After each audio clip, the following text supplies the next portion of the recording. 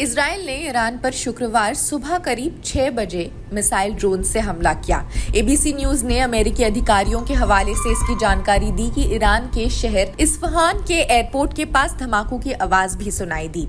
नाटांज समेत ईरान की कई न्यूक्लियर साइट्स मौजूद है। अब नाटांज ईरान के यूरेनियम प्रोग्राम का एक मुख्य हिस्सा भी है।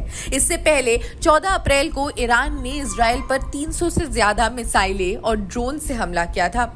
इस दौरान उन्होंने इजराइल के नेवातिम एयरबेस को टारगेट किया, जहां कुछ नुकसान भी हुआ। हालांकि इजराइल, अमेरिका, फ्रांस, ब्रिटेन की मदद से ईरान के 99% हमले को रोकने में कामयाब ही रहा। ईरान के हमले के बाद इजराइल ने बदला लेने की चेतावनी दे दी।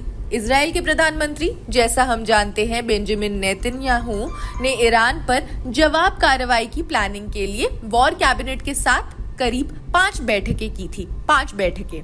मीडिया रिपोर्ट्स के मुताबिक ईरान के स्पेस एजेंसी के प्रवक्ता हुसैन डालेरियन ने दावा किया है कि जिन ड्रोन से हमला किया गया वो ईरान से लॉन्च किए गए थे। ये कम रेंज वाले ड्रोन्स थे जिन्हें हमले से पहले ही रोक दिए गए थे। अब इसके अलावा ईरान इजराइल में बढ़ते तनाव के बीच कई विदेश मंत्रालयों से बयानबाजी जारी है। अमेरिकी मीडिया न्यूयॉर्क टाइम्स ने इजराइल के 3 अधिकारियों के हवाले से ये दावा किया कि एयर स्ट्राइक में ईरान के इस्फहान प्रांत में मौजूद मिलिट्री बेस को निशाना बनाया गया था। ईरान के स्थानीय मीडिया ने यह भी बताया कि क्षेत्र के पास विस्फोटों की आवाज सुनने के बाद इस्फहान में परमाणु सुविधाएं पूरी तरह से, यानी न्यूक्लियर जो फैसिलिटीज है, वो पूरी तरह से बंद कर दी गई थी।